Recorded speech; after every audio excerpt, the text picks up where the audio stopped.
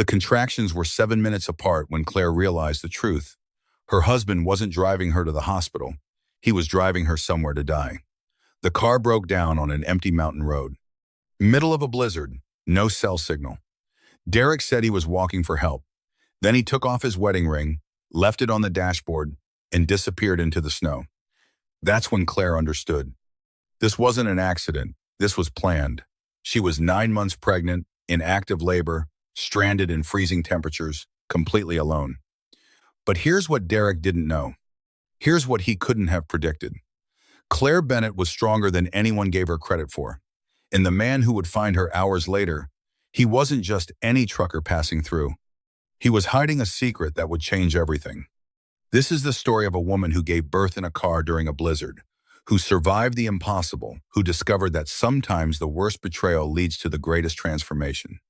This is Claire's story, and it starts with those headlights disappearing into the storm. Let's begin. Pull over. Now. Claire gripped the dashboard. Another contraction tore through her belly. Derek kept driving. The windshield wipers scraped against ice. Back and forth. Back and forth. The sound filled the car like a heartbeat. Derek, I said, pull over. We're almost there. His knuckles were white on the steering wheel. Just breathe. Claire tried to breathe. The hospital was 40 minutes away. The clinic was 10 minutes behind them. She'd asked him to turn around 3 times already. He'd said no 3 times already. The snow came down harder. Big wet flakes that stuck to everything. The road disappeared under white. The mountains rose up on both sides. Dark shapes against an even darker sky. This doesn't make sense, Claire's voice shook. The clinic has everything we need. The hospital is better. The clinic delivered Beth's sister's baby last month. They have doctors. They have equipment. I want you at the hospital. Derek's jaw was set. That stubborn look he got when arguing was pointless. Claire knew that look. She'd seen it for 6 years. Seen it more and more over the past 9 months. The contraction passed. Claire checked her phone. No signal. The mountains blocked everything up here. She checked again. Still no signal. She locked the screen, unlocked it, checked one more time. The little bar stayed empty. How much longer? She asked. 30 minutes. Maybe 35. The car slowed. Derek pumped the brakes. The engine made a sound like coughing, like choking. Then it died. They rolled to a stop on the shoulder. Snow piled up around them. The wipers stopped mid-swipe. The heater went silent. Just the wind outside, howling, pushing against the car. What happened? Claire asked. Derek turned the key. Nothing. He tried again. The engine clicked but didn't catch. He slammed his palm against the steering wheel. Derek, I don't know. He wouldn't look at her. It just died. Claire's heart hammered. They were alone. No cars had passed in 20 minutes. The snow was getting worse, and the contractions were 7 minutes apart now. Try again, she said. He turned the key. Click, click. Nothing. We need to call someone. Claire held up her phone. But I have no signal. Derek pulled out his phone. He stared at it. Then he opened the glove compartment, put his phone inside, and shut it. What are you doing? Claire asked. Saving the battery. His voice was flat, empty. In case we need it later. We need it now. Try calling. There's no signal, you just said. Then we flagged down a car. In this storm? Derek looked out at the snow. Nobody's coming through here tonight. Claire felt another contraction building. She pressed both hands to her belly and breathed through her teeth. The pain was sharper now, closer together. Ruby was coming. Ruby was coming soon. So what do we do? Claire asked when she could speak. Derek unbuckled his seatbelt. He zipped up his jacket and pulled his hood up. I'll walk. There was a gas station about 2 miles back. I'll get help. 2 miles in this storm, Derek. That's crazy. It's not crazy. It's the only option. He opened the car door. Cold air rushed in. Snow swirled around him. He grabbed the keys from the ignition, shoved them in his pocket. Wait, give me the keys in case the car starts. If the car starts, I'll need them at the gas station to tell them what kind of car it is. He stepped out. Lock the doors. Stay warm. I'll be back with help. Derek, wait. But he was already walking, his dark jacket disappearing into the white. Claire watched him go. Her breath fogged the window. She wiped it clear with her sleeve. The light from his phone flashlight bobbed in the distance, then turned, then vanished completely. Claire sat in the silence. The car was already getting cold. She could see her breath. She pulled Derek's jacket from the back seat, the one he'd left behind. It smelled like his cologne. That expensive stuff his mother bought him. She wrapped it around herself. Then she saw it, on the dashboard, right where his hand had been, his wedding ring. The gold band caught the dim light. Claire picked it up. It was still warm from his finger. She turned it over in her palm and read the inscription inside. Forever yours, their wedding date. He'd taken it off. Before leaving, while she wasn't looking. Claire's throat tightened. She checked her phone again. No signal. She tried calling anyway. The call failed. She tried Derek's number. Failed again. She opened her messages. The last text from him was 3 days ago. Working late. Working late. He'd been working late a lot, every night for 2 weeks. Sometimes he didn't come home until after she was asleep. Sometimes he slept in the guest room. Said he didn't want to wake her. The contractions were 6 minutes apart now. Claire looked at the empty road. No lights, no cars, just snow and darkness and the sound of wind against metal. She locked the doors like he'd said. Then she unlocked them. What if someone came to help and couldn't get in? She locked them again, unlocked them again. Her hands were shaking. This wasn't happening. Any second now, Derek would come back. He'd forgotten something. His phone charger, his wallet, something. He'd tap on the window and she'd unlock the door and he'd say sorry, say he was stressed, say everything would be okay. But the road stayed empty. Claire put the wedding ring in the cup holder. She couldn't hold it anymore. Looking at it made her stomach hurt worse than the contractions. She tried to think. The hospital was too far to walk, especially 9 months pregnant, especially in labor. The clinic was behind them, also too far. And Derek had the keys anyway. So she would wait. Someone would come. Someone always came. This was a state highway. People drove here. Just not right now, not in this storm. But soon, when the snow let up, she reached for the heat controls, then remembered the car was dead. No heat, no radio, no nothing. Her water hadn't broken yet. That was good. That meant she had time. First babies took forever anyway. Beth had told her that. Beth was a nurse. She knew these things. First babies could take 12 hours, 20 hours. Claire had time. Another contraction. This one lasted longer. Claire counted 45 seconds. She'd been counting them since they left the house. Getting longer, getting stronger. The snow piled up on the windshield, soft and thick, blocking the view, blocking the world. Claire was in a snow globe, a cold, dark snow globe. She thought about her phone, about the glove compartment. Derek had put his phone in there, said he was saving the battery, but that didn't make sense. If there was no signal, the phone wouldn't waste battery anyway. Claire leaned forward, her belly pressed against the steering wheel. She popped open the glove compartment. Derek's phone was there, face down, next to the car manual, next to the insurance papers, and next to another phone, a second phone. Claire picked it up. It was cheap. A burner phone, the kind you buy at gas stations with prepaid minutes. The screen was cracked, no password. She opened it. Text messages filled the screen, from someone named V, hundreds of them going back months. Can't wait to see you, V. Same hotel, V. Your wife still doesn't know, V. Claire's vision blurred. She scrolled up and found older messages. I need more time, Derek. The baby wasn't planned, Derek. I'll leave after it's born, Derek. The phone slipped from Claire's hands. It clattered to the floor.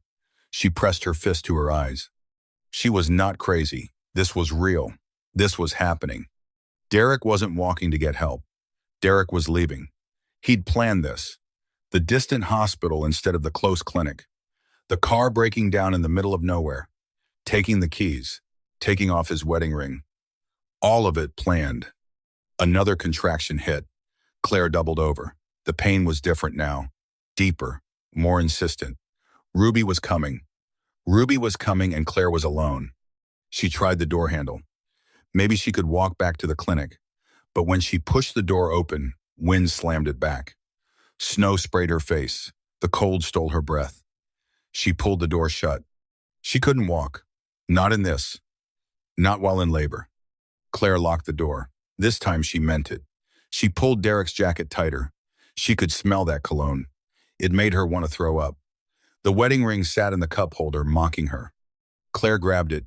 She rolled down the window just enough, just a crack. Then she threw the ring as hard as she could. It disappeared into the white. Good. Let it stay there. Let it freeze and get buried and never be found. Claire rolled the window back up. Her arm was covered in snow. She brushed it off. Her fingers were already numb. The contractions were 5 minutes apart.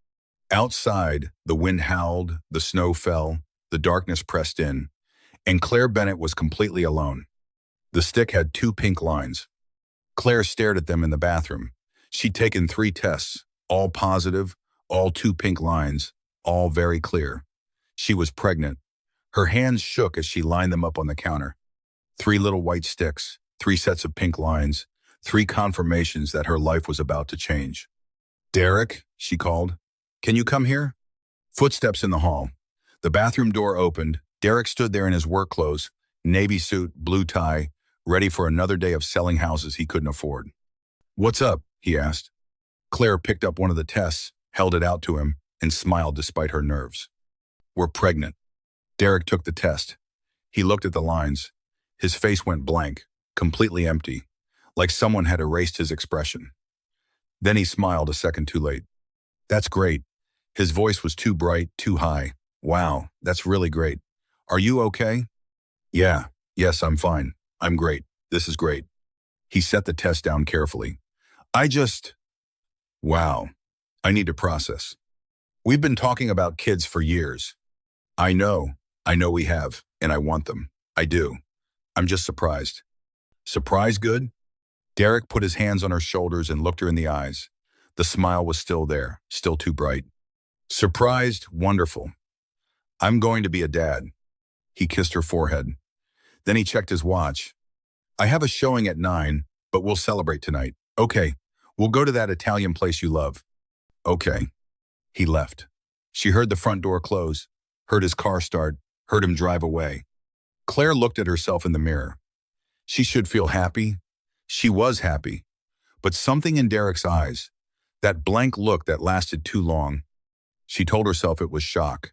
Men process differently. He'd be excited once it sank in, once he had time to think. But he didn't get excited. The weeks passed. Claire's belly grew. Derek grew distant. He worked late every night, sometimes until 9 or 10. He'd come home and eat dinner alone, reheat the plate Claire had left for him. Then he'd go to bed without kissing her goodnight. "How was your day?" she'd ask. "Fine." "Did the Morrison deal close?" "Not yet." "Want to talk about baby names?" "I'm tired, Claire. Can we do this tomorrow?" Tomorrow never came. Claire tried to tell herself it was stress. The real estate market was slow. Money was tight. Derek was worried about providing. That was all. That had to be all. But then there was the phone. Derek kept his phone on him all the time now, even in the shower, even while he slept. When it buzzed, he'd check it and then leave the room. Come back 5 minutes later, say it was work. Work texted a lot at midnight. Claire mentioned it once. Just once. "You're on your phone constantly." Derek looked up from the screen. "I have clients. They don't care what time it is." "At midnight?" "Yes, Claire.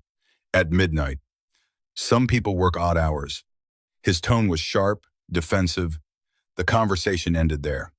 Claire told herself she was being paranoid.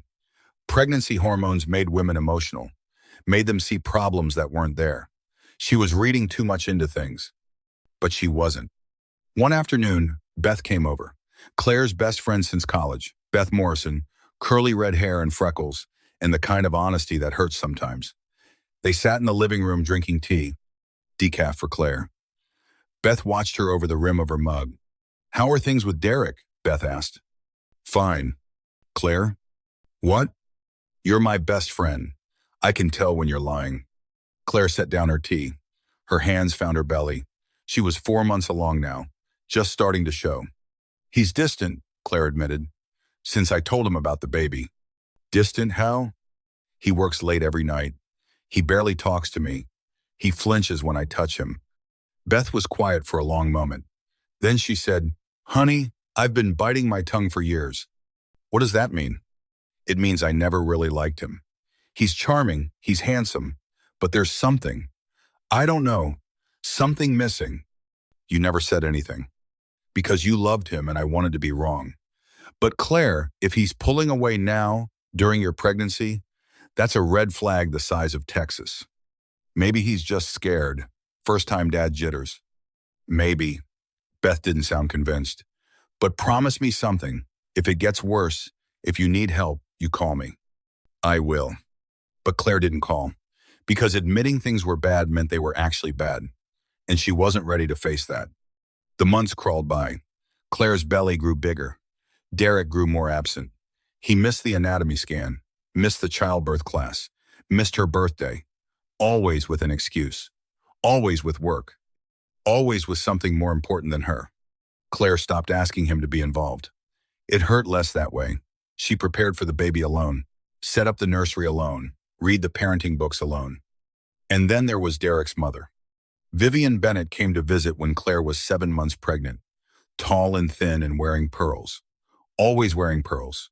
She looked around the small apartment with obvious distaste. You're showing quite a lot, Vivian said instead of hello. That's how pregnancy works, Claire replied. I hope you're not eating for two. That's a myth, you know. You'll never lose the weight. Claire bit her tongue. Derek stood in the kitchen. He didn't defend her. Vivian sat on the couch, crossed her legs, and inspected her manicure. Derek tells me things have been difficult, Vivian said. Things have been fine. That's not what I heard. I heard you're very emotional, very demanding. Excuse me? Pregnancy hormones make women irrational. You need to be more understanding of my son's needs. Claire looked at Derek. He was staring at his phone, pretending not to hear. I think you should leave, Claire said. I'm trying to help. You're not helping. You're insulting me in my own home. Vivian stood, smoothed her skirt, and smiled that cold smile. I see the hormones are even worse than Derek said. I'll come back when you're more reasonable. She left. Derek followed her out. Claire heard them talking in hushed voices in the hallway. Then Derek came back inside alone. She means well, he said. No, she doesn't. She's concerned about us. She called me fat and irrational. She's from a different generation. They say things differently. Claire felt tears building, the hot kind that meant anger more than sadness. Are you really defending her right now? Derek sighed. That long-suffering sound, like she was exhausting him. I'm too tired to fight, Claire. Can we just drop it? He went to the bedroom and closed the door. Claire stood in the living room alone, her hands on her belly, Ruby kicking inside. It's okay, she whispered to her daughter. We don't need him. We have each other. But she did need him. She was terrified. First-time mother, no idea what she was doing. And the man who was supposed to be her partner had checked out months ago. The days became weeks. Weeks became months. Claire's due date approached. Derek became a ghost in their home. There but not there. Present but absent. 3 days before the due date, Claire saw something. She'd gotten up in the middle of the night to use the bathroom, again, for what felt like the millionth time. When she came back to bed, she passed the guest room. The door was cracked open. The light was on. Claire pushed the door wider. Derek stood with his back to her. He was packing a suitcase, folding shirts carefully, rolling socks. What are you doing? Claire asked. Derek jumped and turned around. His face went pale. Nothing, just organizing. That's not organizing, that's packing. I might have a work trip in a few weeks. After the baby comes. What work? A conference in Denver. I told you about it. He hadn't told her about it. Claire knew he hadn't. But she was too tired to argue. Too heavy and uncomfortable and exhausted to fight about another lie. Okay, she said. Just let me know when. She went back to bed and lay there staring at the ceiling. Derek didn't follow. He stayed in the guest room all night. In the morning, the suitcase was gone. Hidden somewhere. Claire didn't look for it. She didn't want to know. Now, sitting in the dead car on the side of the road, Claire understood. The suitcase hadn't been for a work trip. It had been for this. For leaving. For running away while she was most vulnerable. Derek had been planning to abandon her for months, maybe longer. Maybe since the day she showed him the positive test. Another contraction ripped through her. Claire gasped, counted. 1 minute long. The contractions were 4 minutes apart now. She thought about the second phone in the glove compartment, about the messages from V, about all the nights Derek had worked late, all the times he'd chosen his phone over her, all the distance and coldness and lies. The signs had been there. She just refused to see them. I was so stupid, she said out loud. The signs were all there. Her voice sounded strange in the empty car, small and scared. She pressed her hand to the window. The glass was ice cold.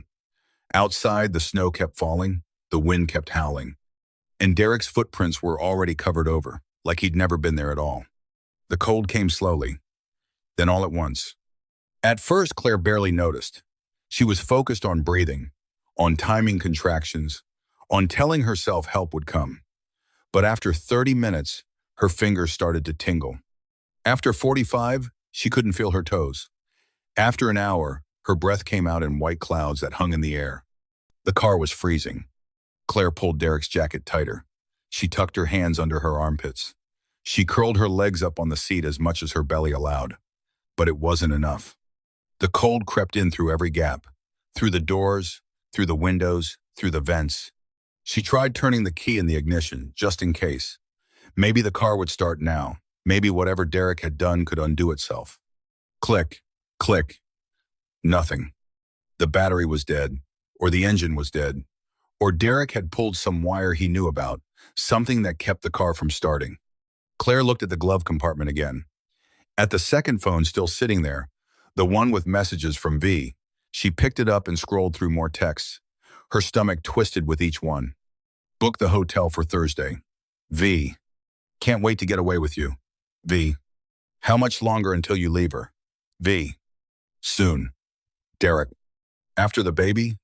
V. Yes, after. Derek. You promise, V?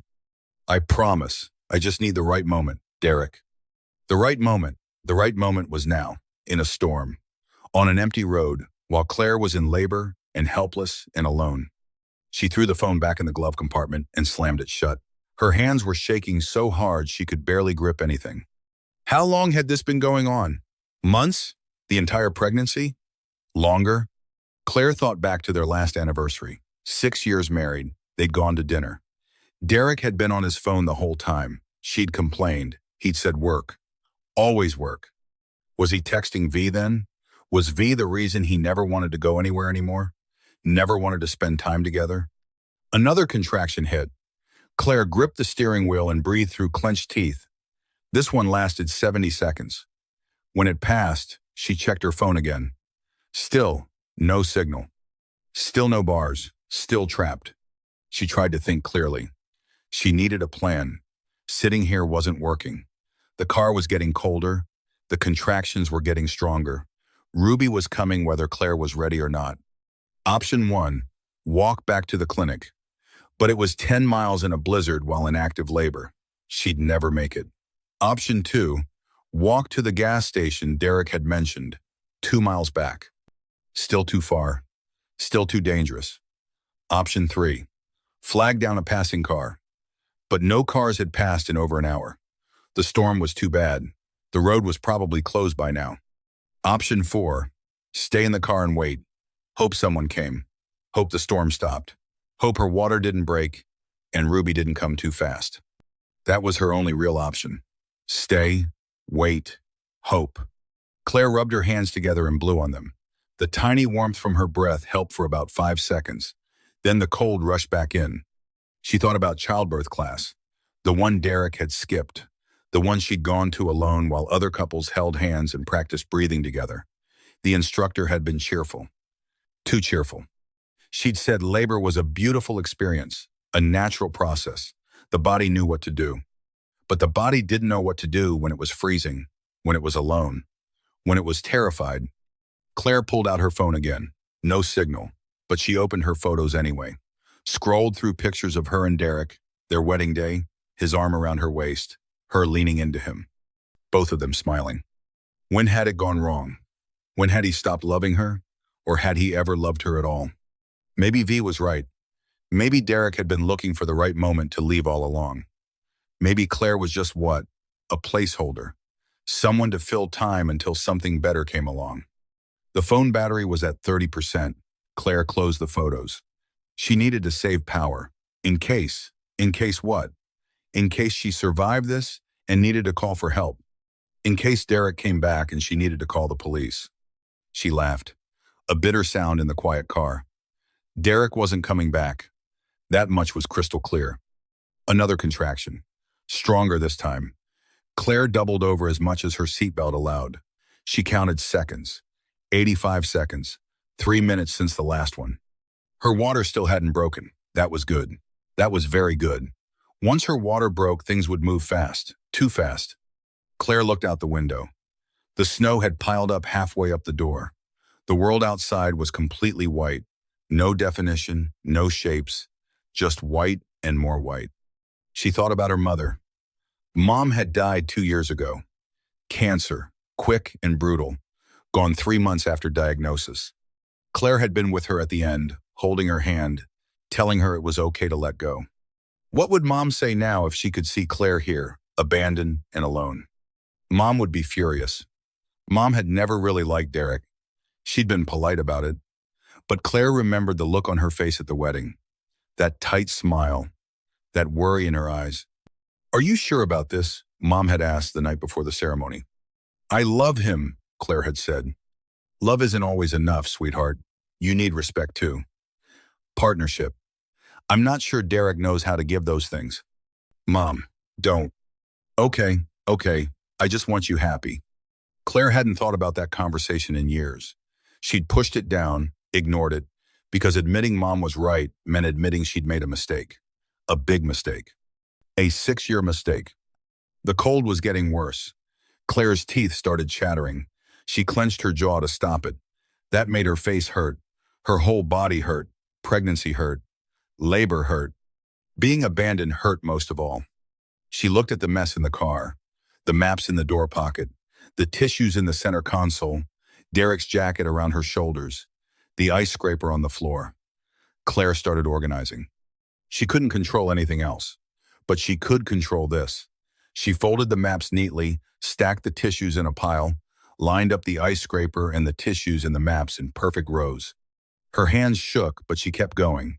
Organization meant control. Control meant safety. Safety meant what? Nothing was safe right now. But doing something was better than doing nothing. Another contraction. 90 seconds. 2 minutes since the last one. This was happening. This was really happening. Ruby was coming here, in this car, in the freezing cold, with no help and no hospital and no pain medication. Claire felt panic rising. The kind that stole breath and made vision narrow. She forced herself to breathe in through the nose, out through the mouth, like the childbirth class had taught. But breathing didn't stop the contractions, didn't stop the cold, didn't stop the fear. She pulled out her phone one more time. Still no signal. But she opened her contacts anyway and scrolled to Derek's name. Her thumb hovered over the call button. What would she say if he answered? What could she say? "You abandoned me. You left me to die. You planned this. You're the worst kind of coward." But she didn't call, because he wouldn't answer. And even if he did, what good would it do? Claire deleted Derek's contact. Just pressed the little trash can icon. Confirm deletion. Gone. It felt good. A tiny victory in a night of losses. She went through her phone and deleted everything. His photos, his texts, his voicemails, all of it gone. The battery was at 20% now. Claire put the phone away and pulled Derek's jacket tighter. The cologne smell was almost gone, replaced by the smell of the car. Old upholstery, stale air, fear. Outside, a sound. Claire's head snapped up. Was that an engine? Was that a car? She pressed her face to the window and squinted through the snow. Nothing. Just wind, just imagination. No one was coming. Another contraction. This one made Claire cry out. The pain was sharper now, lower, different. She gripped the steering wheel so hard her knuckles went white. When it passed, she checked the time on the car's dead dashboard clock. It had stopped at 7:42, the moment the car died, the moment Derek left. How long had it been? An hour? 2 hours? Time felt strange, stretched out and compressed at the same time. Claire's stomach growled. She hadn't eaten since lunch. She'd been planning to eat dinner after her doctor's appointment, the appointment Derek had driven past, the appointment that led to this empty road. She opened the center console, found a granola bar. It was smashed but still sealed. She tore it open with her teeth and ate half, saved the rest. She didn't know how long she'd be here. Rationing seemed smart. The granola bar tasted like cardboard, but it was something. Energy, fuel for whatever came next. Claire leaned her head back against the seat and closed her eyes. Just for a moment. Just to rest. But another contraction hit. Her eyes flew open. She gasped, counted. 95 seconds. 90 seconds since the last one. This was it. The baby was coming soon. Maybe within hours. Maybe less. And Claire had no idea what to do. The water broke at hour 3. Claire felt the warm gush, different from anything else, unmistakable. Her jeans were soaked. The seat beneath her was soaked. And the contractions immediately got worse. Much worse. She had maybe 2 hours left. Maybe 3 if she was lucky. First babies were supposed to take forever. That's what everyone said. But Claire's body had other plans. The pain was constant now. A deep ache that never fully went away between contractions. When the contractions came, the ache turned into knives, into fire, into something that made her scream into the empty car. Claire managed to wiggle out of her wet jeans. It took 5 minutes and left her gasping. She used Derek's jacket as a blanket over her legs. The cold air on her wet skin made her shake. She braced herself against the steering wheel. The dashboard, the door, anything solid, anything to push against. Between contractions, she tried to remember everything from childbirth class, breathing techniques, positions, stages of labor, but it all blurred together, erased by terror.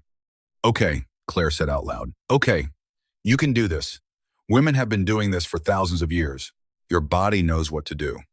Her body didn't know what to do. Her body was screaming at her that something was very wrong, that this wasn't supposed to happen like this, that she needed help, a doctor, a hospital, anyone. But there was no one. Just her and Ruby in the storm. Claire thought about her mother again. Mom had given birth at home once, to Claire's younger brother Tommy. The hospital had been too far, the labor too fast. Dad had delivered the baby in their bedroom with instructions from an emergency dispatcher on the phone. Mom had told that story 100 times, made it sound almost fun, an adventure. But now Claire understood. Mom had been terrified, absolutely terrified. She'd just been good at hiding it. Another contraction. Claire screamed. The sound echoed in the car, bounced off the windows, came back to her like mockery. When it passed, she looked at the time on her dead phone. 8% battery. 2 hours since Derek left. Or maybe 3. Math was hard. Thinking was hard. The pressure was building. That urge to push, the one the instructor had warned about. Don't push too early. Wait until your body is ready. Wait until you can't not push. Claire could not push. She shifted position, half sitting, half lying back. Legs braced against the dashboard. It wasn't comfortable. Nothing was comfortable, but it was better than nothing. "Okay, Ruby," she whispered. "Okay, baby girl, we're doing this. Just you and me. We can do this." Another contraction. The urge to push was overwhelming. Claire gave in, pushed hard, felt something shift, something move. She gasped, stopped pushing, breathed. The contraction passed. Progress. That was progress. Terrifying progress. But progress. The next contraction came faster. 90 seconds later, Claire pushed again. Felt more movement, more pressure. So much pressure. She reached down, felt wetness, felt something solid. Oh God. That was the baby's head. That was Ruby's head. Claire's hand shook. She pulled it back, gripped the steering wheel instead. Okay. This is happening. This is really happening. She thought about the cord, about cutting it. She'd need something sharp. Claire fumbled in the glove compartment, past the phones, past the papers, found Derek's pocket knife, the one he used to open boxes. She set it on the passenger seat within reach, for later. After Ruby was born, if Ruby was born, when Ruby was born. Another contraction, longer this time, 105 seconds.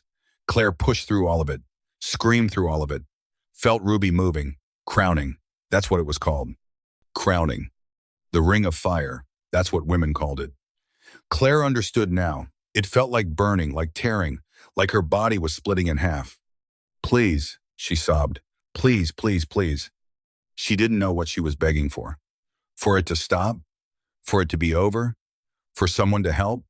For Derek to come back and say this was all a mistake? But Derek wasn't coming back. This wasn't a mistake.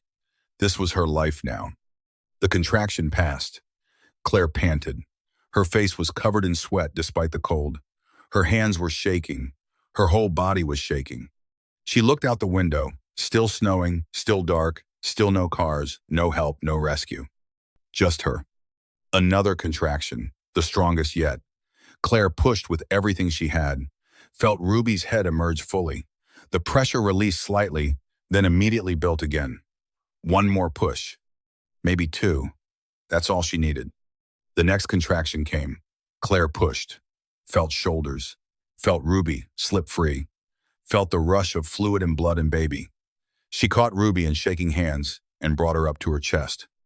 Ruby wasn't crying, wasn't moving, just lying there, silent and still, and covered in vernix. No, Claire whispered. No, no, no, no. She rubbed Ruby's back, patted her chest, cleared her mouth with a finger. Still nothing. Breathe, Claire begged. Please breathe. Please. She rubbed harder, patted harder. Then she did the only thing she could think of. She brought Ruby to her face, breathed warm air onto her, rubbed her back, and willed her to live. And Ruby gasped. A tiny sound, then a small cry, then a full wail that filled the car with the most beautiful sound Claire had ever heard. Oh, thank God, Claire sobbed. Thank God, thank God, thank God. Huh. She held Ruby close. Skin to skin, using her body heat to warm the baby. Ruby's cries were weak, not strong enough. But she was breathing. She was alive. They were both alive. Claire wrapped Ruby in Derek's jacket the best she could. She tied off the umbilical cord with her shoelace, 6 inches from the baby, then 6 inches from the tie. Cut between them with Derek's knife. Her hand shook so badly she almost dropped it, but she did it. The cord was cut. Ruby was separate, a whole person now, not connected to Claire anymore. Ruby's cries were getting weaker. The cold was too much. Her little lips were turning blue. Claire pulled her closer, opened her shirt, tucked Ruby against her chest, and zipped Derek's jacket around both of them. Stay awake, Claire told Ruby. You have to stay awake. Keep crying. Keep fighting. But Ruby's cries faded to whimpers, then to nothing. She was breathing. Claire could feel the tiny chest rising and falling, but barely, so barely. Claire felt herself fading too. The blood loss, the exhaustion, the cold all pulling her down. Her vision blurred. Her head felt too heavy to hold up. She thought about sleeping. Just for a moment. Just to rest. Her eyes drifted closed, then snapped open. No. Sleeping was dying. Sleeping in the cold meant not waking up. And if Claire didn't wake up, Ruby didn't survive. She pinched her own arm hard enough to bruise. The pain brought clarity. She did it again and again. Anything to stay conscious. We're survivors, Claire told Ruby. You hear me? We survive this. We prove him wrong. We show him we don't need him. We never needed him. Ruby didn't respond. Her little body was so still against Claire's chest. Too still. Claire felt panic rising again. She needed help. They needed help, but help wasn't coming. The storm was worse. The snow was deeper. No one was driving this road tonight. Claire's phone buzzed. She grabbed it from where she'd set it on the seat. 4% battery, 1 bar of signal, flickering but there. She dialed 911 with shaking fingers. The call connected. Dropped. She tried again. It rang once, twice, then dropped again. 3% battery. The bar of signal was gone. Claire wanted to scream, to throw the phone, to give up completely. But giving up meant dying, and she had Ruby now. Ruby needed her. Ruby was depending on her. So Claire held her daughter close, used her body as a shield against the cold, breathed warm air onto Ruby's face, and whispered promises into the dark. I've got you. I'm not leaving you. We're going to make it. Someone will come. Someone has to come. The snow kept falling. The wind kept howling. Ruby's breathing got shallower. Claire's grip got weaker. And the night stretched on forever. Claire drifted. Not sleeping. Not quite. Somewhere between awake and unconscious. Her mind floated. Images came and went. Her mother's face. Beth's laugh. Derek's cold eyes. Ruby's first cry. She was so tired. Bone tired. Soul tired. The kind of tired that came from using every ounce of strength and having nothing left. Ruby was silent against her chest, still breathing. But the breaths were shallow, too shallow. Claire's own breathing had slowed to match her daughter's, synced up like they were one person again. Maybe this was how it ended. Both of them together, freezing slowly in the abandoned car. A tragedy. A cautionary tale. Woman found dead with newborn in snowstorm. Derek would act devastated, would play the grieving husband, would tell everyone he'd gone for help, would lie and lie. Claire's eyes drifted closed. Just for a second. Just to rest. Then light. Bright white light cutting through the darkness, sweeping across the car, moving, getting closer. Claire's eyes snapped open. She lifted her head. Everything hurt. Her neck, her shoulders, her entire body. But she forced herself to move, to look. Headlights, real headlights. A vehicle coming up the road. Slow but steady, cutting through the snow. "Help!" Claire tried to yell. It came out as a whisper. "Help us!" She reached for the horn, pressed it. No sound. The battery was dead. The horn was dead. Everything was dead. But the headlights kept coming. Closer. Closer. They had to see her car. Had to see it sitting on the shoulder. Had to stop. The vehicle passed. No. No. No. No. No. Claire pounded on the window, used the last of her strength, screamed even though no sound came out. The vehicle's brake lights flashed. It stopped 50 yards past her, then reverse lights. The vehicle backed up slowly, carefully, until it was right alongside Claire's car. A truck, a big semi-truck, the kind that hauled freight cross-country. The engine rumbled, loud and alive and real. The driver's door opened. A man climbed down, tall and broad, wearing a heavy coat and work boots. He approached Claire's car. His flashlight beam swept across her face. She couldn't see his expression, just the silhouette backlit by his truck's headlights. He tried her door. Locked. Claire reached over, fumbled with the lock. Her frozen fingers didn't want to work. Finally, the lock clicked. The door opened. Cold air and snow rushed in. "Holy hell," the man said. Is that a baby?" "Help us," Claire managed. "Please." He didn't hesitate. He reached in, carefully lifted Ruby from Claire's arms, tucked her inside his own coat. Then he helped Claire out of the car. She couldn't stand. Her legs buckled. He caught her, half carried her to his truck.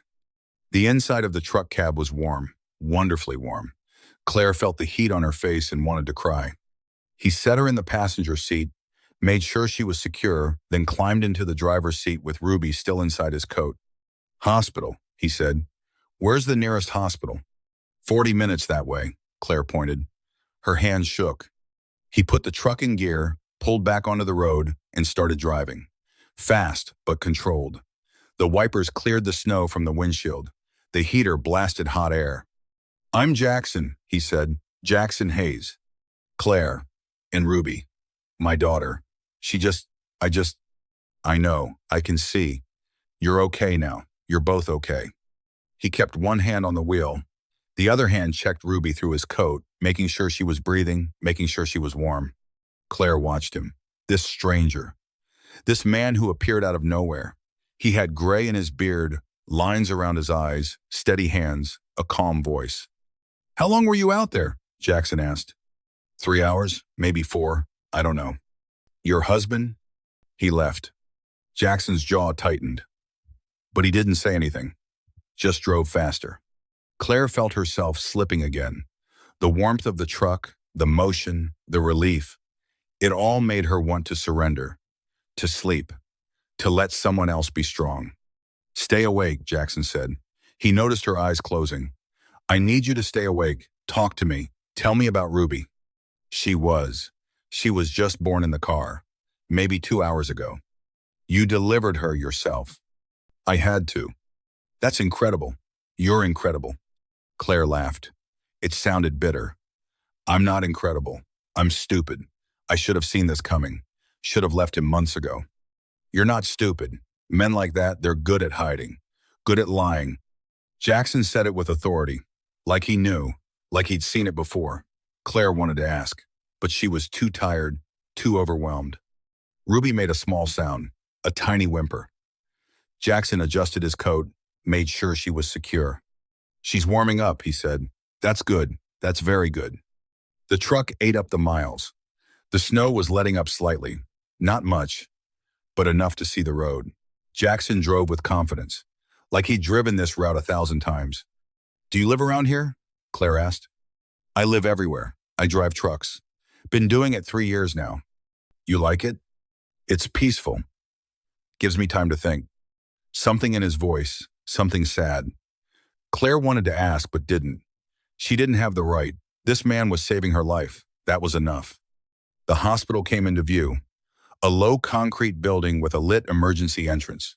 Jackson pulled right up to the doors, put the truck in park, hit his hazard lights, and climbed out. He came around to Claire's side, opened the door, helped her down. She held Ruby now. Jackson had transferred her back carefully, making sure she stayed warm. A nurse rushed out with a wheelchair. Then another nurse with a heated blanket. They took Ruby, took Claire, wheeled them both inside where it was bright and warm and safe. Claire looked back. Jackson stood by his truck, watching, making sure she got inside okay. She raised her hand. A small wave. Thank you. Thank you for my life. Thank you for my daughter's life. He nodded just once, then climbed back in his truck, but he didn't drive away. Not yet. He stayed there, engine running, making sure. And Claire realized she never got his last name, never got his phone number, never got a way to thank him properly. But maybe that was okay. Maybe he was an angel, a guardian, someone who appeared when needed and disappeared when the job was done. The automatic doors closed. The hospital swallowed Claire and Ruby, and Jackson Hayes sat in his truck in the falling snow, waiting just a little longer. The hospital room was too bright, too clean, too warm after hours in the cold. Claire lay in the bed, connected to monitors, beeping, always beeping. The IV in her arm dripped steady, fluids and antibiotics, fighting off hypothermia, fighting off infection.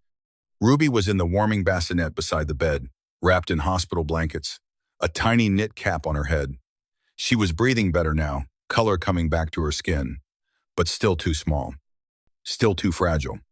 Dr. Winters stood at the foot of the bed, mid-50s, gray hair pulled back, kind eyes that had probably seen everything. You're lucky, she said, both of you. Delivering in those conditions, in that cold. Most women wouldn't have survived. I didn't have a choice, Claire said. Still, what you did was remarkable. Cutting the cord, keeping the baby warm. Those decisions saved her life. Claire looked at Ruby. At her daughter who shouldn't be alive. Who was alive because Claire refused to let her die. When can we go home? Claire asked. A few days. We want to monitor you both, make sure there are no complications. And then you'll need support. Do you have family? Friends? Claire thought about Beth, about calling her. But Beth lived in a one-bedroom apartment, barely had room for herself. Taking in Claire and a newborn would be too much. I'll figure it out, Claire said. Doctor, Winters looked at her chart, clicked her pen, set the chart down. The police were here earlier. They took your statement about your husband, about the abandonment. Did they find him? They found his car at the airport. He flew to Las Vegas early this morning. Of course he did. Of course Derek ran. Coward until the very end. They'll issue a warrant, Dr. Winters continued.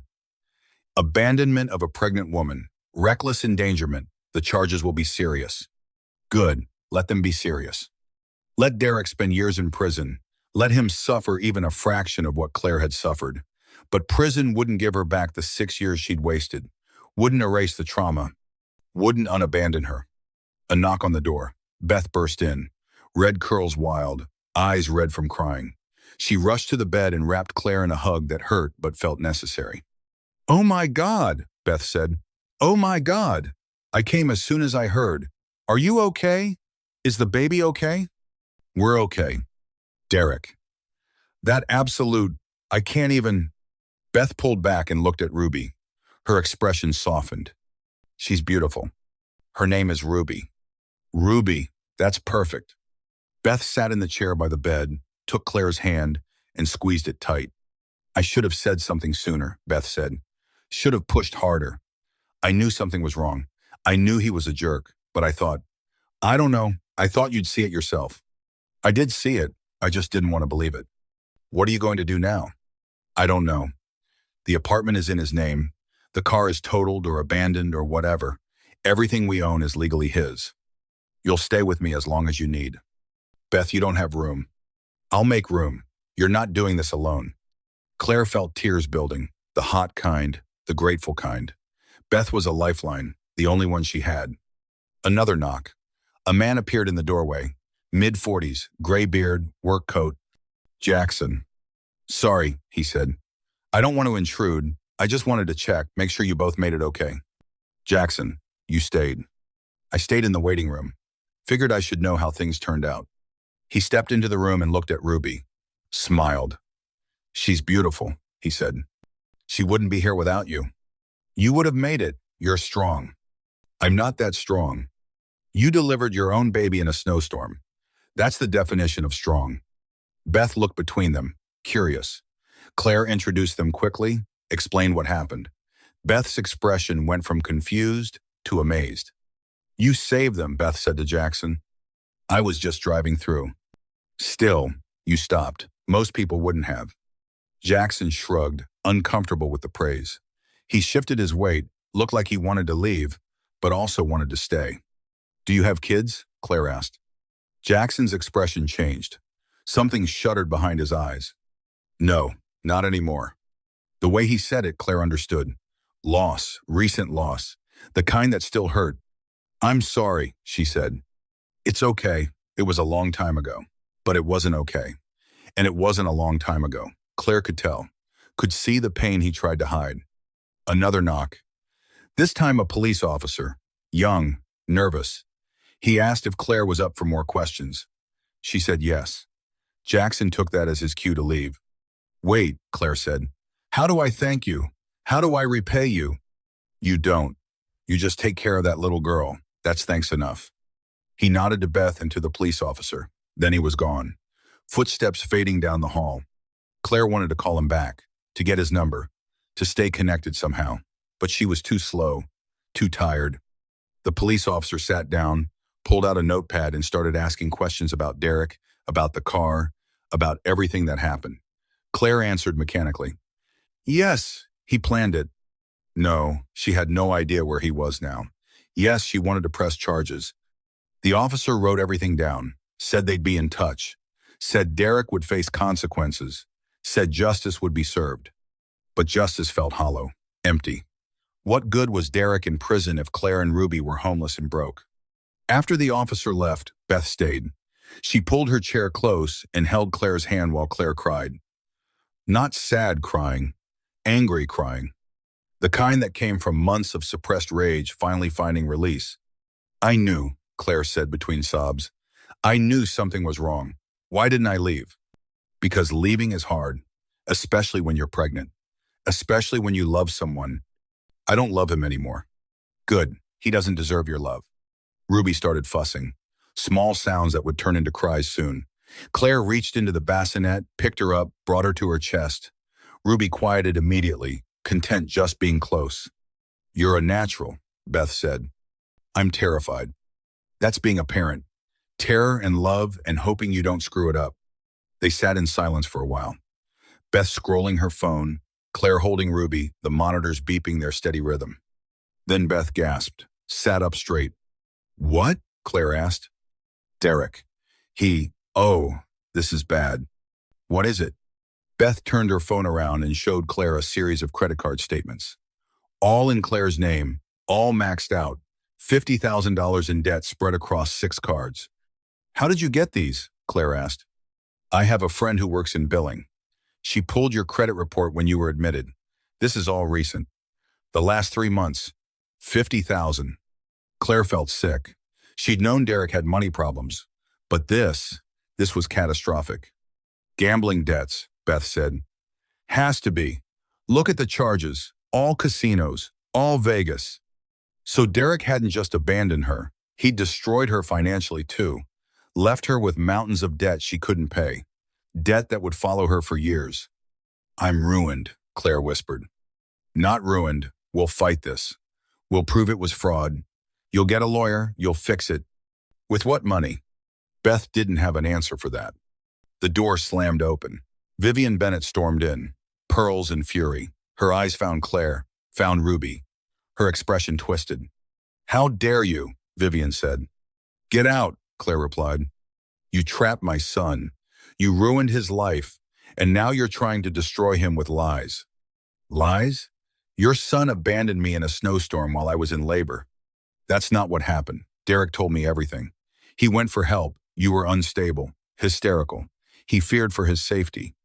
Beth stood up and stepped between Vivian and the bed. Lady, you need to leave now. I'm talking to my daughter-in-law. I'm not your daughter-in-law anymore. I'm filing for divorce and I'm pressing charges against your son. Vivian's face turned red. She pointed at Claire, fingers shaking with rage. You're nothing. You always were nothing. A little nobody who thought she could trap a Bennett. Well, it didn't work. Derek is free, and you're stuck with that mistake. She gestured at Ruby, called her a mistake, called this innocent baby a mistake. Something snapped in Claire. All the fear and pain and anger concentrated into one burning point. Get out, Claire said. Her voice was ice. Get out before I call security, and don't ever come back. You're not welcome in our lives. Not now. Not ever. Vivian opened her mouth, closed it, realized she'd lost. She turned and left, her heels clicking down the hall, getting fainter, then gone.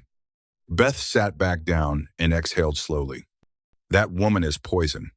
I should have cut her off years ago. Hindsight, 2020. They smiled at each other, exhausted smiles, the kind that came after surviving something terrible together. Ruby fussed again. Claire adjusted her, checked her diaper, changed it with shaking hands. Beth helped. Between the two of them, they figured it out. We'll be okay, Beth said. I don't know how yet, but we will. Claire wanted to believe her, wanted to believe things would work out, but all she could see was the mountain ahead. The debt, the divorce, the single motherhood, the everything. Outside the window, the sun was rising, pink and gold against white snow. A new day, a new beginning. Whether Claire was ready or not, the hospital discharged them on the third day. Ruby was healthy enough. Claire was stable enough. Insurance wouldn't cover more. So out they went into the cold morning. Beth drove them to her apartment. 1 bedroom, tiny kitchen, couch that folded into a bed. She'd cleared space, made room, done her best. It's not much, Beth said. It's perfect, Claire replied. But it wasn't perfect. It was cramped and awkward and temporary. Beth worked 12-hour shifts at the hospital. Claire was alone with Ruby most of the time, a newborn in someone else's space. Trying not to be a burden, trying not to take up too much room. Ruby cried at night, colicky and inconsolable.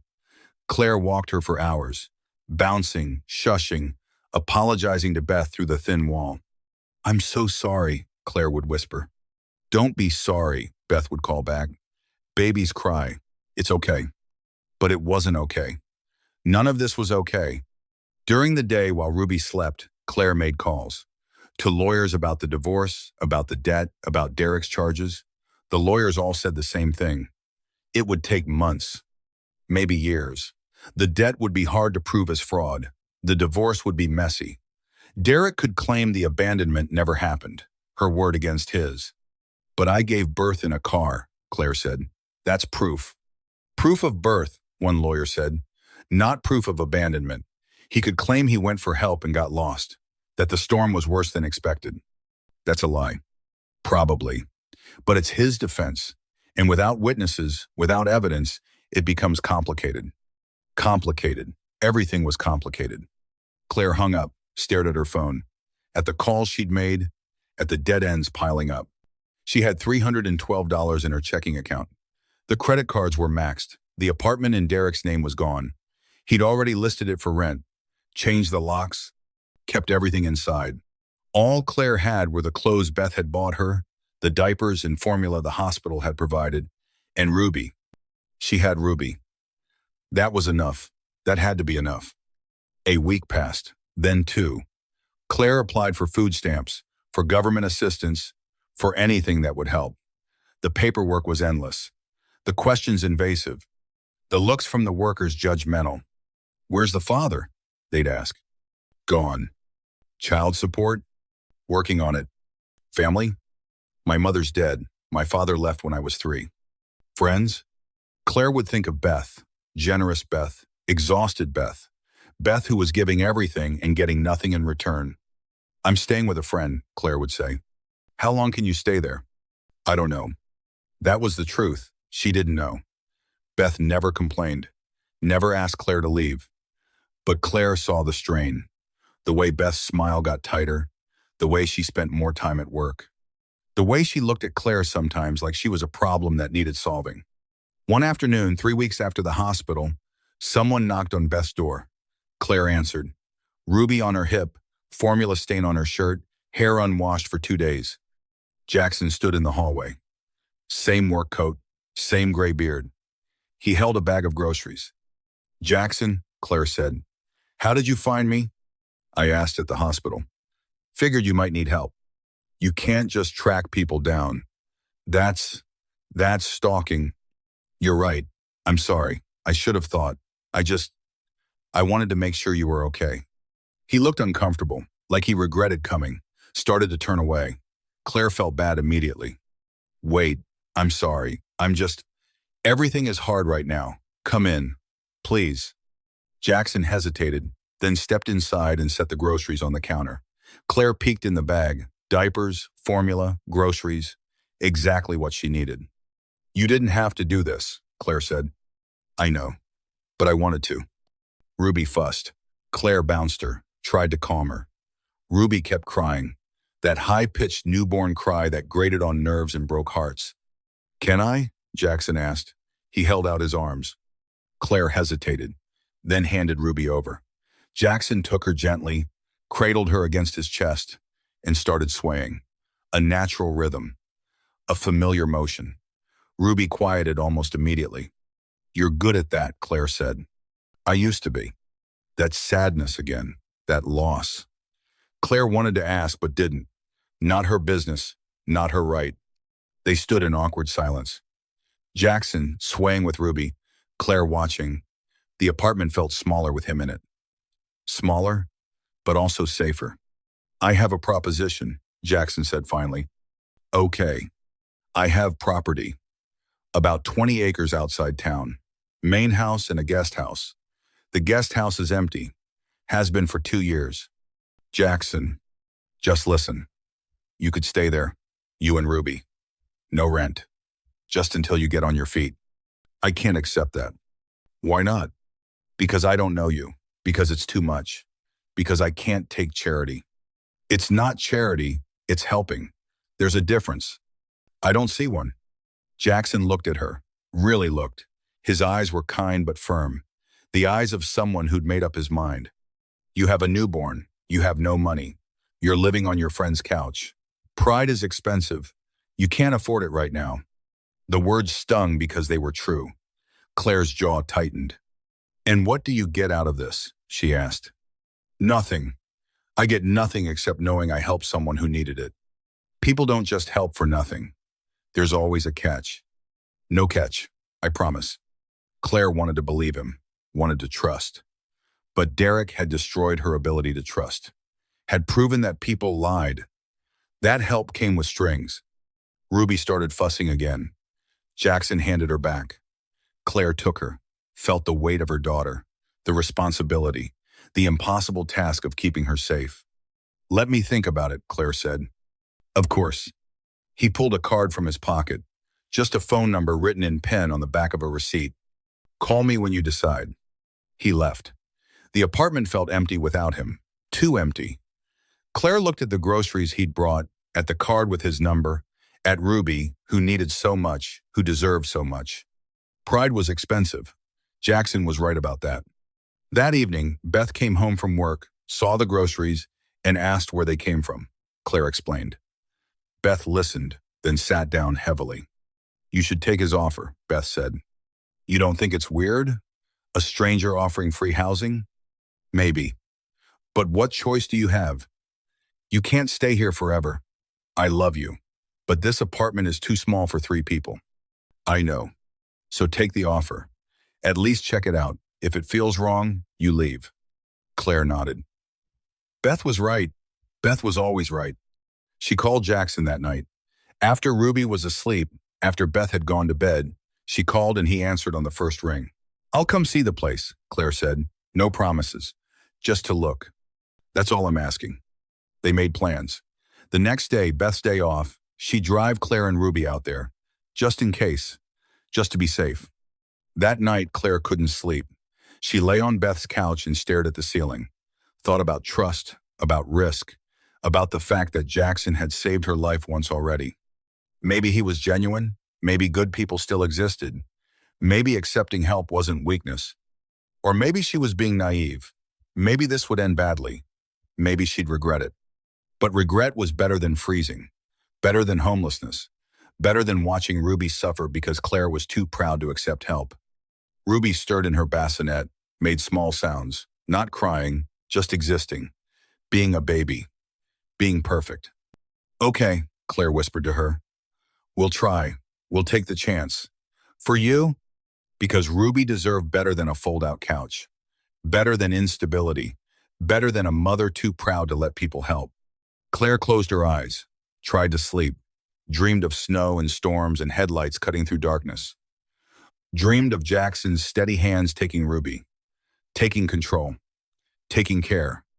Maybe this would work, maybe it wouldn't, but at least it was something. At least it was forward motion. At least it was hope. The guest house was beautiful. Claire hadn't expected that. She'd expected something run down, something that matched her idea of a trucker's property. But this was gorgeous. Wood siding painted pale blue, a small porch with rocking chairs, 2 bedrooms, full kitchen, bathroom with a tub, everything clean and maintained and empty. This is too much, Claire said. Jackson stood in the doorway, hands in his pockets. It's just sitting here. Might as well be used. But why? Why help me? He was quiet for a long moment, looked out the window at the main house, a larger version of the guest house. Same pale blue, same careful maintenance. My wife died 3 years ago, he said finally. Complications during childbirth, the baby too. Both of them gone in a day. Claire felt her chest tighten. Jackson, I'm so sorry.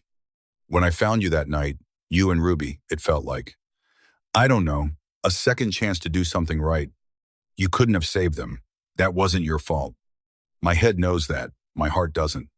He turned to face her. His eyes were wet, but he didn't let the tears fall. So that's why. That's the catch you were looking for. I'm trying to make peace with what I lost. And helping you helps me. It made sense now. The kindness, the insistence, the lack of strings. He wasn't expecting anything from her. He was trying to heal himself. Okay, Claire said. We'll stay for a while. Until I figure things out. Stay as long as you need. Beth helped move the few things Claire had. Clothes, diapers, the bassinet from the hospital. It took one trip. Everything Claire owned fit in Beth's back seat. That night in the guest house, Claire put Ruby to bed in one of the bedrooms. Then she walked through the space, touching walls, opening cabinets, making sure it was real. She ended up in the kitchen and found everything she needed. Pots, pans, dishes, silverware, like Jackson had stocked it knowing she had nothing. She made tea, stood at the window, and looked out at the main house. Lights were on inside. She could see Jackson moving around, a shadow behind curtains. What was his story? Who was his wife? What had her name been? Claire wanted to know. But also didn't. Some pain was too private to share. Ruby cried. Claire went to her, picked her up, changed her, fed her. The routine was becoming natural. Less panic, more confidence. We're okay, Claire told Ruby. This is okay. We're safe here. Days turned into weeks. Claire settled into a routine. Wake with Ruby, feed her, change her, play with her. Nap when Ruby napped, do it all again. Jackson kept his distance. He'd leave groceries on the porch, would wave if he saw her outside, but didn't intrude, didn't hover, gave her space. Sometimes Claire would see him working, fixing the fence, splitting wood, driving his truck in and out, always busy, always moving, like if he stopped, grief would catch up. One afternoon, a car pulled up to the main house, expensive car, black and gleaming. A man got out, younger than Jackson, similar features. Brother, maybe, Claire watched from her window. Saw Jackson greet him, saw them talking. The younger man looked toward the guest house, pointed. Jackson shook his head, said something. The younger man laughed. They went inside. Claire felt uneasy. Who was that? What were they talking about? An hour later, the man left. Jackson came to the guest house. Knocked. Claire answered with Ruby on her hip. That was my brother Marcus, Jackson said. He stopped by unexpectedly. I wanted to explain before you heard something weird. Okay. He thinks it's odd, me letting you stay here. He doesn't understand. And what did you tell him? That it's none of his business. Claire smiled despite herself. Thank you. He means well. He just worries about me being taken advantage of. I'm not trying to take advantage. I know. I told him that. Jackson looked uncomfortable, like he wanted to say more but didn't know how. He shifted his weight, looked at Ruby, and smiled. She's getting bigger, he said. 6 weeks old tomorrow. How are you doing? Really? Claire considered lying, saying fine. But something about Jackson invited honesty. I'm scared, she admitted. The divorce is taking forever. Derek hired a good lawyer. My lawyer is not great. And the debt, I'll be paying it off for years. What about child support? Derek's claiming he can't work, claiming trauma from the abandonment charges. His lawyer is fighting everything. That's ridiculous. That's the justice system. Jackson frowned. Looked like he wanted to fix it, wanted to make it better. But some things couldn't be fixed with carpentry and good intentions. Let me know if you need anything, he said. Money for the lawyer, whatever. Jackson, you've already done so much. It's not enough. Not for what you've been through. He left before she could argue. Claire watched him walk back to the main house. This stranger who'd saved her life, who'd given her shelter, who'd asked for nothing in return. She needed to know more. Needed to understand. That evening, while Ruby slept, Claire did what everyone does. She Googled him. Jackson Hayes trucker. The results were sparse. No social media, no Facebook, no Instagram, no Twitter. Like he didn't exist online. Jackson Hayes, Colorado. Still nothing. Just public records, property taxes, vehicle registration. Nothing personal. Claire tried different searches. Jackson Hayes business, Jackson Hayes company, Jackson Hayes wife. Nothing. Nothing. Nothing. It was strange. Most people had some digital footprint, but Jackson was a ghost. She gave up, closed her laptop. Maybe he was just private. Maybe after losing his wife, he deleted everything. Maybe the internet reminded him of too much pain. That night, Derek called. First time since the abandonment. Claire's phone rang at midnight. She answered, without thinking. What do you want? She asked. I need you to drop the charges, Derek said, his voice. She'd forgotten how much she hated his voice. No, she said. Claire, this is ruining my life. I can't work, can't travel. I'm facing prison.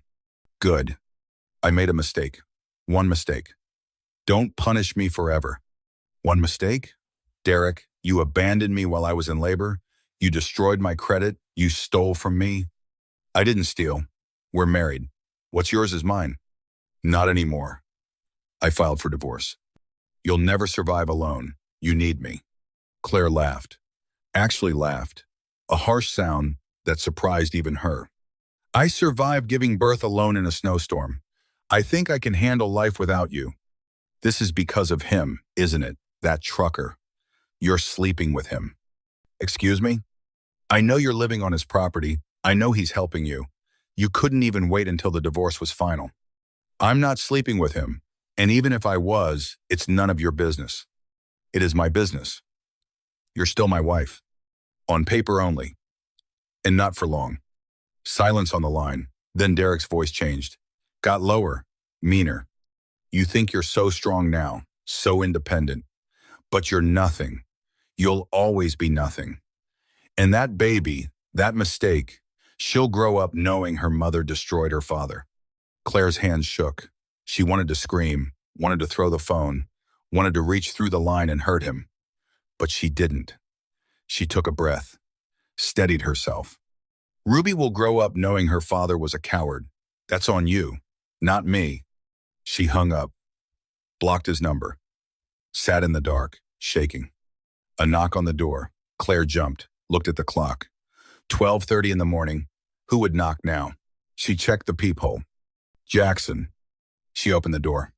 I heard yelling, he said. Are you okay? Derek called. What did he want? Me to drop the charges. Me to admit I'm nothing. The usual. Jackson's expression darkened. He can't contact you. Isn't there a restraining order? It's temporary, and he called from a blocked number. I didn't know it was him. This is harassment. It's Derek. Jackson stepped inside without asking. Checked the windows, made sure they were locked. Checked the back door, made sure it was secure. You need better security, he said. I'll install cameras tomorrow. Motion sensors. Make sure you can see anyone approaching. Jackson, you don't have to. Yes, I do. You're safe here. I promised you that. I'm keeping that promise. The intensity in his voice, the protectiveness. Claire felt something unfamiliar, not attraction exactly, more like recognition, like she was seeing him clearly for the first time. Thank you, she said. Don't thank me. Just stay safe. He left. Claire locked the door behind him, checked it twice, then went to Ruby's room and looked at her daughter, sleeping peacefully. Unaware of Derek's threats, unaware of anything but warmth and milk and love. He can't hurt us, Claire whispered. Jackson won't let him. I won't let him. But Derek's words lingered. You're nothing. That baby is a mistake. You'll never survive alone. Except she wasn't alone. She had Beth, she had Jackson, she had Ruby. And maybe, just maybe, that was enough. The cameras went up the next day. Jackson installed them himself, 2 pointing at the guest house entrance, 1 covering the back door, 1 watching the driveway. He showed Claire how to check them on her phone, how to get alerts, how to record. If Derek shows up, you'll know, Jackson said. Thank you. Stop thanking me. But Claire couldn't stop. Every kindness felt massive. Every gesture overwhelming. She wasn't used to people helping without wanting something back. A month passed, then 6 weeks. Ruby grew, started smiling, started making sounds that weren't just crying, started recognizing Claire's face and Jackson's voice. Jackson came by more often now. Would hold Ruby while Claire showered. Would fix things around the guest house. A leaky faucet, a squeaky door. Things Claire didn't even ask about. One afternoon, Marcus came back, pulled up in his expensive car, got out with a briefcase. He knocked on Jackson's door. Jackson let him in. They were inside for 2 hours. Claire watched from her window, curious, concerned. What business did Jackson have that required briefcases and long meetings? Marcus left. Jackson came to the guest house right after. He looked tired, worn down, like the meeting had cost him something. Everything okay? Claire asked. Family stuff? Nothing important. You sure? He nodded, but didn't meet her eyes. That night, Claire couldn't sleep. Something was off.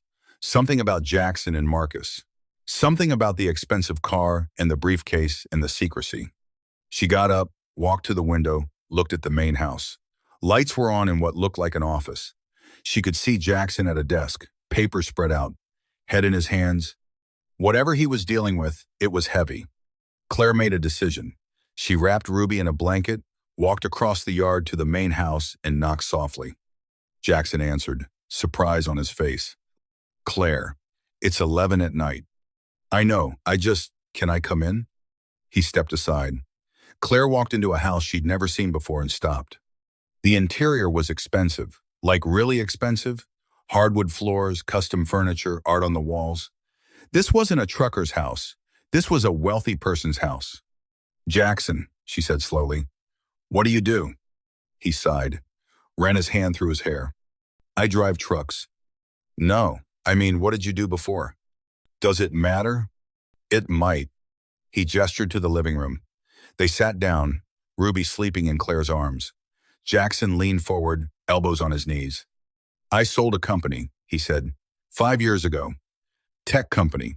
Software for supply chain management. Sold it for a lot. How much is a lot? 900 million. Claire stared at him, blinked, processed. 900 million. That was billionaire money. You're a billionaire, she said. Technically, though after taxes and investments and, yeah, roughly. And you drive trucks. After my wife died, I couldn't handle the business world anymore. Sold everything, gave most of it to charity, kept enough to live on, started driving trucks to, I don't know, feel alive again. Claire looked around the house. At the expensive furniture, the art, the everything, it all made sense now. The guest house that was too nice, the groceries that appeared, the security cameras, the lack of concern about money. Why didn't you tell me? She asked. Would you have accepted help if you knew? No. That's why. Fair point. Claire wouldn't have. She would have assumed he wanted something. Would have run far away. Marcus thinks I'm being taken advantage of, Jackson continued. He thinks you're using me for money. I'm not. I know, but he doesn't. He wants me to make you sign papers. Legal agreements proving you won't sue or claim anything. I'll sign whatever he wants. You don't have to. I do, because I'm not using you, and I can prove it. Jackson looked at her. Really looked. Something shifted in his expression, from guarded to open, from careful to trusting. I believe you, he said. The moment stretched. Claire became aware she was in his house at night in pajamas holding a baby. It felt intimate, too intimate. I should go, she said. Claire, wait. She stopped, turned back. I need to tell you something else, Jackson said. My wife. Her name was Emma. She wanted kids for years. We tried, couldn't conceive naturally. Did IVF, got pregnant. Everything was perfect until it wasn't. You don't have to tell me this. I want to. Emma went into labor early. 32 weeks, complications. Placental abruption, she bled out before they could do an emergency C-section. The baby, our son, he didn't make it either. Claire's throat tightened. Jackson, when I found you that night, you and Ruby, it felt like the universe giving me a second chance. A chance to save someone, to do something right, because I couldn't save Emma. I couldn't save our son. He was crying now, not sobbing, just tears running down his face. 3 years of grief, finally finding release. Claire sat back down, put Ruby in her bassinet, then did something she'd never done before.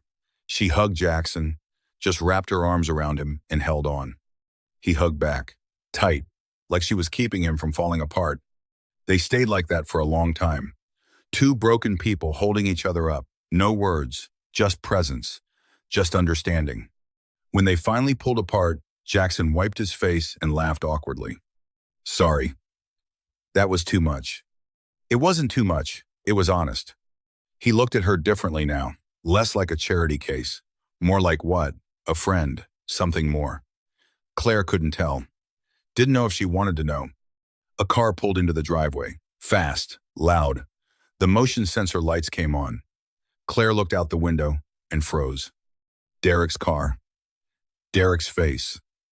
Derek storming toward the main house. He's here, Claire whispered. Jackson stood, put himself between Claire and the door. Call the police.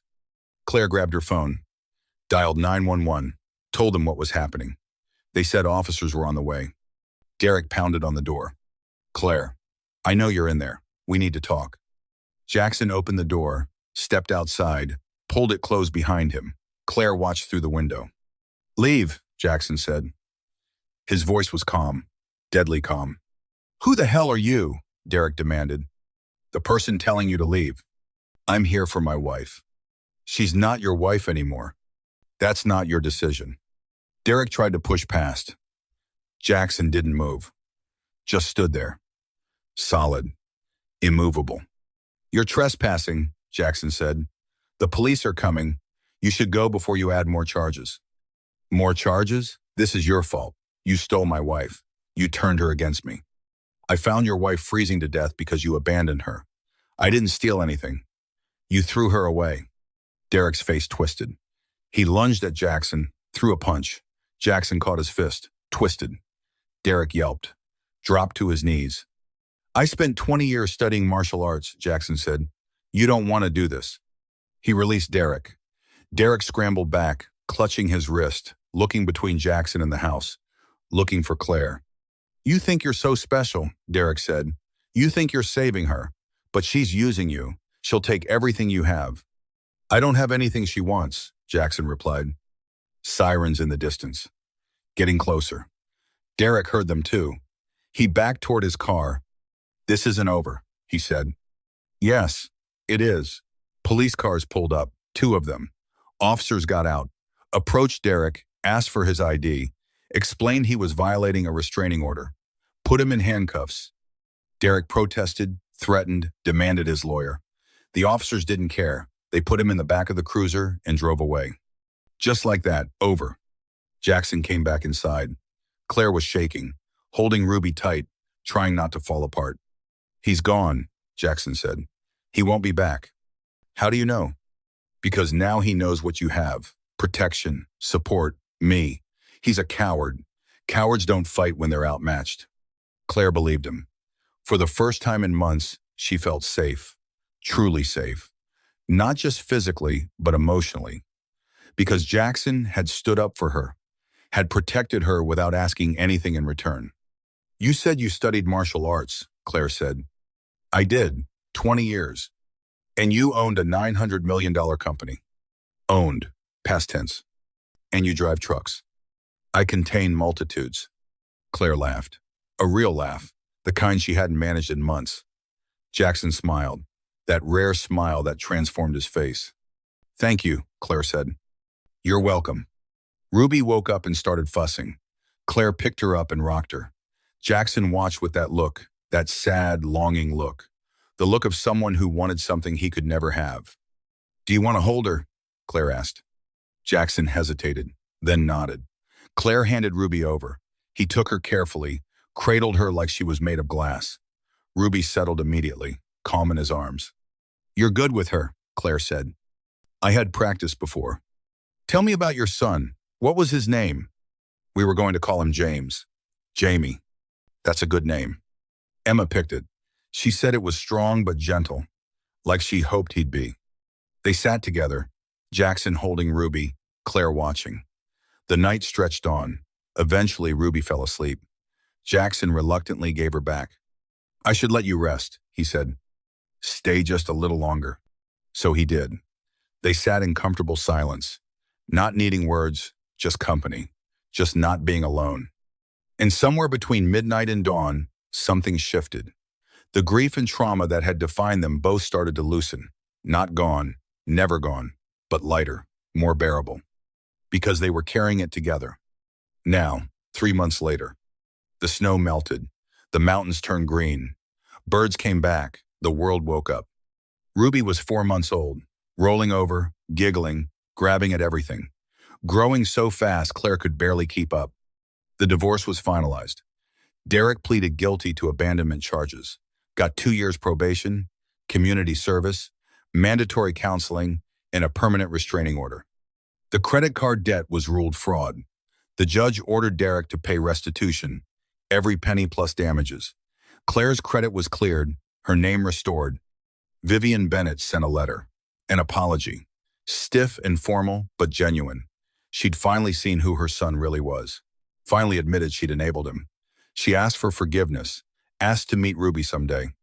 Claire hadn't decided yet, maybe someday, maybe never.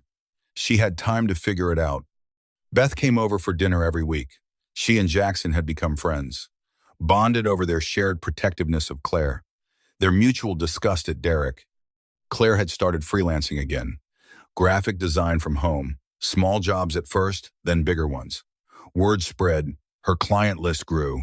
She could pay rent now, could contribute to groceries, could stand on her own feet. But Jackson wouldn't take rent, wouldn't accept money. said the guest house was hers as long as she needed it. I need to pay something, Claire argued. Then pay me by letting me be part of Ruby's life. So that's what she did. Jackson came over every evening, would hold Ruby while Claire cooked dinner, would read to her, even though she couldn't understand words yet, would make her laugh with silly faces. He was good with her, natural, like being a father was coded into his DNA. One evening in late spring, Jackson invited Claire to the main house for dinner, said he wanted to show her something. Claire bundled up Ruby and walked across the yard that had become so familiar. Jackson had cooked, actual cooking, pasta and salad and bread. The table was set, candles lit, music playing softly. What's the occasion? Claire asked. No occasion, just I wanted to. They ate, talked. Ruby sat in her high chair, chewing on a teething ring. The conversation was easy, comfortable. They'd fallen into a rhythm, a partnership. After dinner, Jackson pulled out papers and set them on the table. What's this? Claire asked. Foundation papers. I'm starting a nonprofit for mothers in crisis.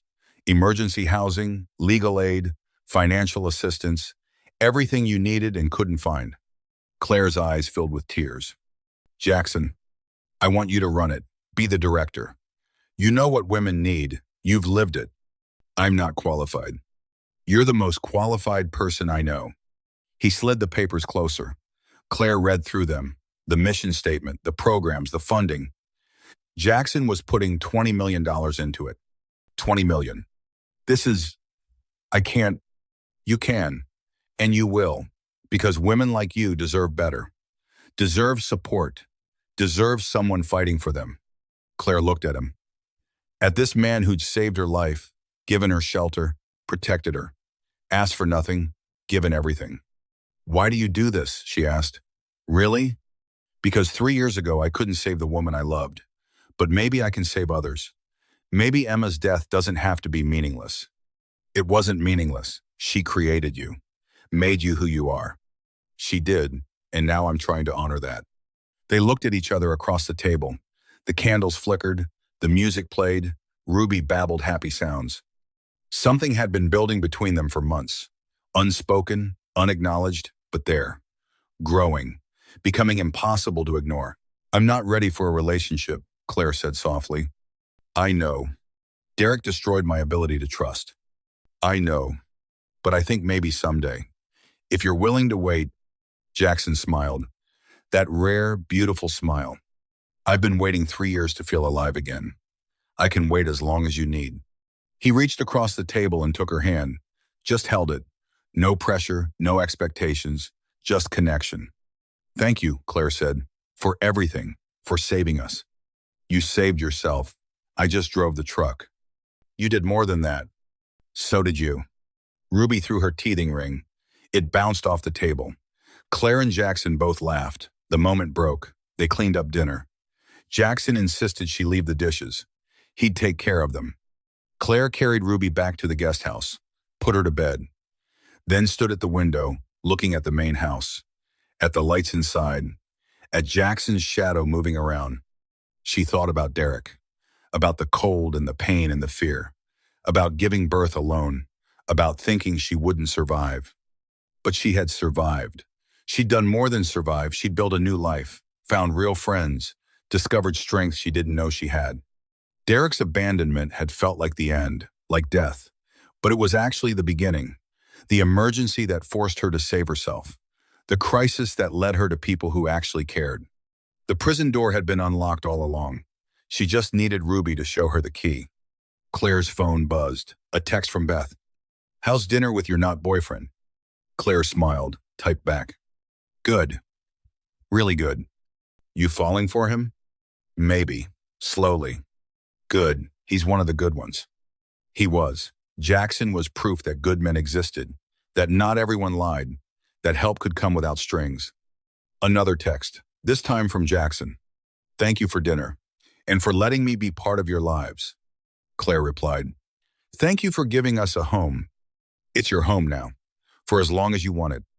She looked around the guest house, at the furniture she'd arranged, at Ruby's toys scattered on the floor, at the pictures she'd hung on the walls. Beth, holding Ruby at the hospital. Ruby's first smile. A candid shot of Jackson making Ruby laugh. This was home, not the apartment she'd shared with Derek. Not Beth's couch. Here, this place, these people. The seasons had changed. Winter to spring, death to rebirth. And Claire had changed with them. She heard footsteps outside, looked out the window. Jackson was walking the property line, his nightly routine, making sure everything was secure, making sure she was safe. He caught her watching, waved. She waved back. Tomorrow, she'd start planning the foundation, would figure out programs and budgets and how to help other women, would turn her trauma into purpose. But tonight, she'd just be grateful.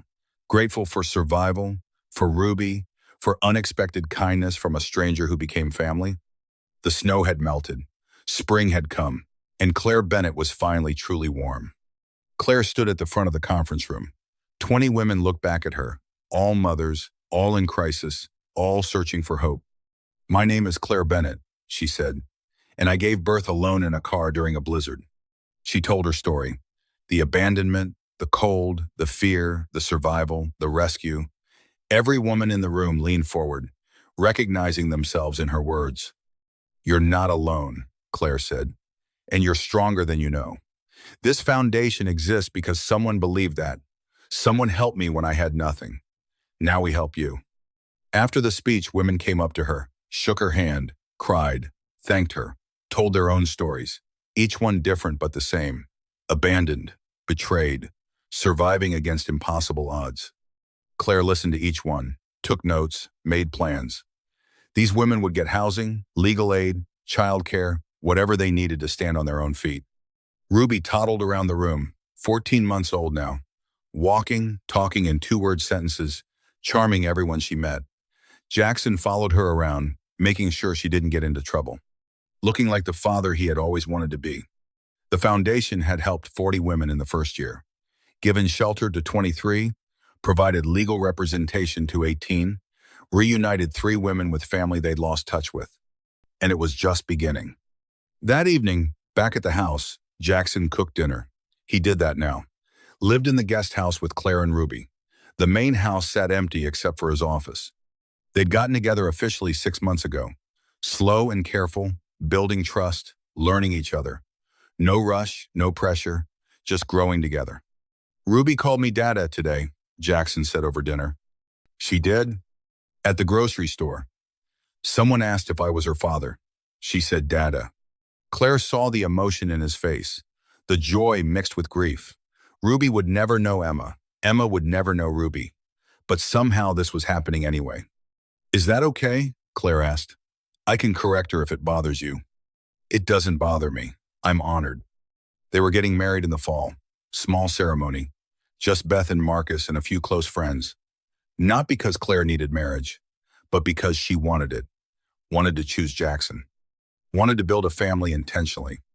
Derek was in California somewhere, working construction, paying restitution. Vivian had disowned him, refused to enable him anymore. She saw Ruby twice a year. Supervised visits that were stiff but improving. Beth had started dating Marcus. They were taking it slow too, learning from Claire and Jackson's example. No rush, just seeing what happened. Life was good, not perfect. Ruby still woke up at night. The foundation had growing pains. Claire still had nightmares sometimes about the cold and the snow and the feeling of being abandoned. But she was alive. Ruby was thriving. Jackson was home. That's what he was. Home. That night after Ruby was asleep, Claire and Jackson sat on the porch. Spring air, cricket sounds, stars overhead. "Do you ever regret it?" Claire asked, stopping that night. "Never. Not even when I'm impossible? Especially then." She leaned against him, felt his arm around her shoulders, felt safe, felt loved, felt like she'd finally figured out what home meant. "The hardest part wasn't admitting I knew Derek was wrong for me," Claire said. "It was forgiving myself for staying so long. You stayed because you're loyal. That's not a flaw. It almost killed me. But it didn't. You survived. You're here. That's what matters." The prison door had been unlocked all along. Derek hadn't trapped her. She'd been her own warden. But Ruby had been the key. The emergency that forced her to find the door. to walk through it, to build a new life on the other side. And Jackson. Jackson had simply reminded her that doors open from both sides, that help existed if she was willing to accept it, that good people were real. The snow had melted a year ago, but Claire was just now realizing what that meant. Winter was over, spring had come, and she was finally warm enough to notice. "I love you," she said. "I love you too."